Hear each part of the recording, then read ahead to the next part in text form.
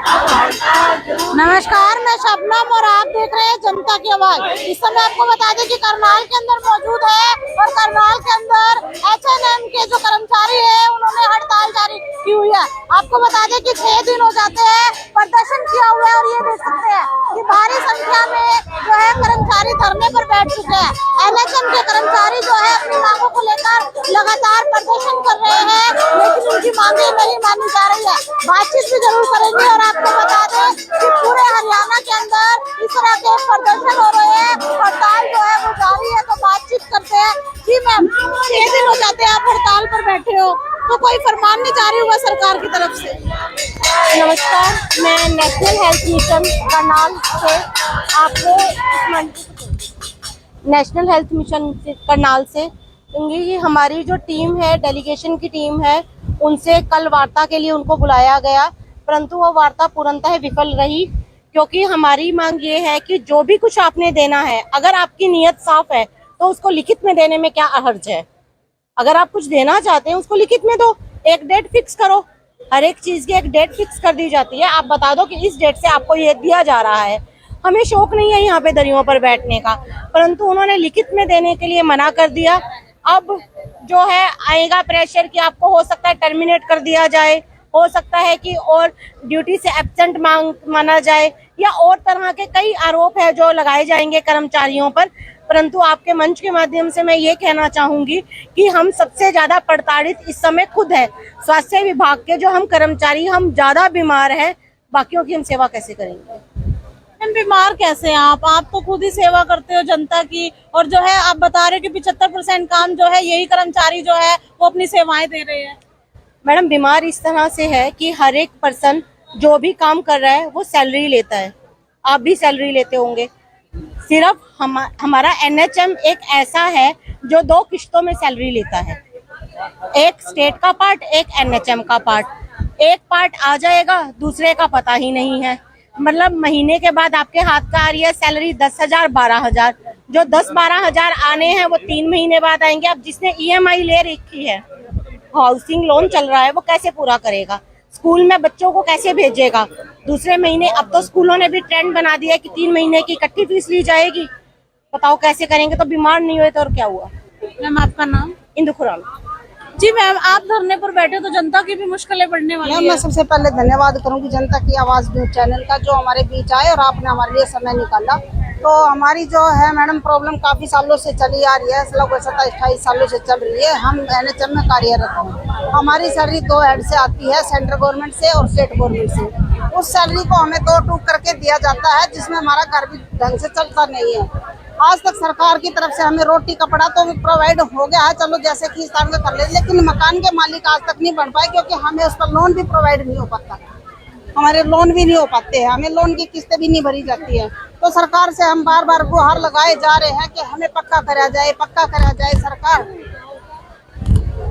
सरकार हमें पक्का करने के लिए हमें गोलियां देती है, बुला लेती है और फिर हमें वापस भेज देती है। तो सरकार से इस रवैये से ना खुश होकर आज हम इस दरी पे आए बैठे हैं, जो कि ये दरी हमारे लिए हमारा हक दिलाएगी।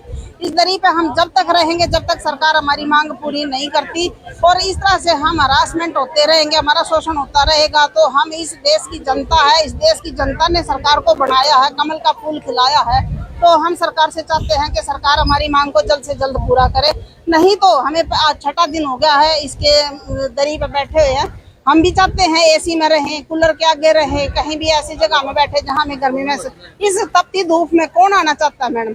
अगर तो सरकार हमारी मांग नहीं मानती है तो हमारा आगे से आगे ये चलता रहेगा कंटिन्यू, और सरकार हमारी मांग पूरी कर दे। हमारी एक ही मांग है, रेगुलाइजेशन। इसके अलावा हमारी कोई और मांग ही नहीं है। सरकार हमें छोटे मोटे अलाउंस देने के लिए बुला लेती है, बात कर लेती है, लेकिन हमें वापस फिर भेज देती है। तो हम ये चाहते हैं सरकार हमारी मांग पूरी करे, हमें रेगुलाइजेशन करे, क्योंकि हम भी अपने आप को कर्मचारी घोषित करें। सरकार हमें चाहती है कि हम दिहाड़ीदार मजदूर हैं, जबकि काम हमारे से रेगुलर से ज्यादा करवाती है और हमें दिहाड़ीदार बताती है। इस चीज का हमें बड़ा दुख है और काफी शोषण हो रहा है, हरासमेंट है मैडम। हमारे यहाँ जनता न्यूज चैनल के माध्यम से हम चाहते हैं कि हमारी आवाज को वहाँ तक पहुँचाए और हमारी मांग को पूरा करें। क्या नाम है मैम? मेरा नाम बबीता है, NHM कर्मचारी डिस्ट्रिक्ट करनाल। मैम, क्या लगता है जो मानदेय आपको मिल रहा है उसमें आपका गुजारा हो जाता है? उसमें गुजारा नहीं होता, तभी तो हम दरियों पे आए मैडम, नहीं दरियों पे आने की क्या जरूरत थी। और दरियों पे मैं ऐसे नहीं आए कि हमने एकदम से हम दरियों पे आ गए किसी मस्ती में। हमने सरकार को पत्राचार करते हुए 4 साल हो गए। 2021 से सीएम खट्टर ने कहा था कि इनको 7वां वेतनमान दिया जाएगा। किस लिए दिया जाएगा? क्योंकि कोरोना में हमने पूरी सेवा की थी तन मन धन से, इस वजह से उन्होंने खुश हो गए कहा था।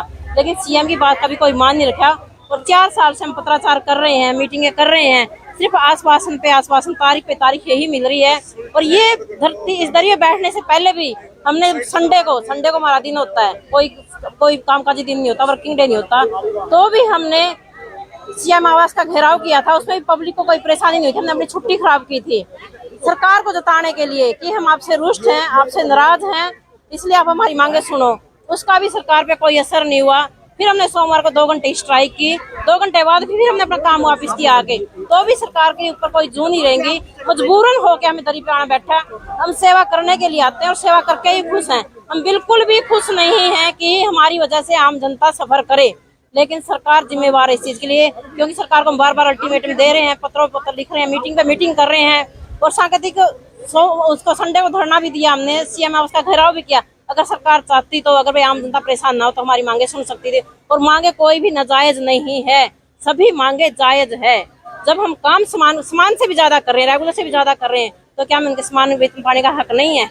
आप अपने से लगा लो। आप 2 मेंबर आपकी कंपनी में, एक मेंबर आपका 10,000 में काम कर रहा है, एक 20,000 में काम कर रहा है, और आप उससे ज्यादा काम कर रहे हो, तो गुस्सा नहीं आएगा क्या बताओ? और हर साल में कॉन्ट्रैक्ट के नाम पे टॉर्चर किया जाता है, क्योंकि आपका सरकार से क्या अपील करते हैं? सरकार से यही अपील है, रेगुलाइजेशन किया जाए। और जो टॉर्चर है, रेगुलाइजेशन हो जाए तो कोई टॉर्चर रहेगा ही नहीं। बस हमें समान काम समाप्त में और रेगुलर के बराबर सारी सुविधा दी जाए।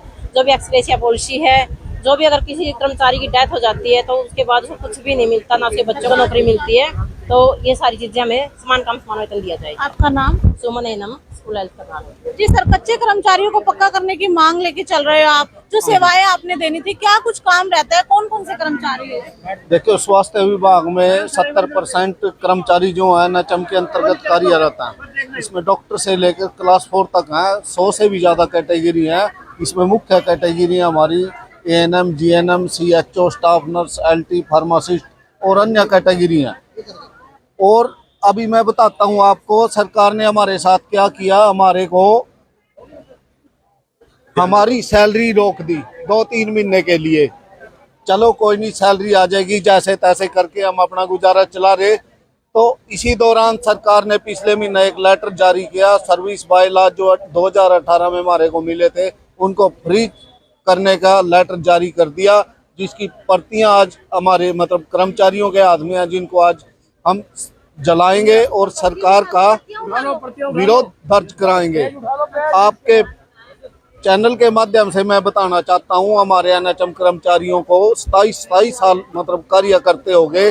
सरकार ने बीच में पॉलिसियां बनाई 5 साल के लिए, 10 साल के लिए, लेकिन हमारे कर्मचारियों को तो 27 साल हो लिए, इनको किसी पॉलिसी में नहीं डाला गया।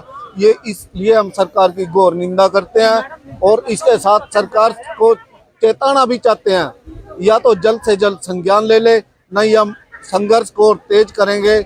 इसमें हम सड़कों के पे भी उतरेंगे, अनशन भी करेंगे और जो भी संगठन का निर्णय होगा हम पीछे नहीं हटेंगे। अब पीछे हटने का सवाल ही पैदा नहीं है। सरकार से ये अनुरोध भी है और चेताया भी जा रहा, जैसे मर्जी ले ले, अब पीछे हटने का सवाल नहीं है। हमारी सिलेक्शन जो हुई है जनता की सेवा के लिए हुई है।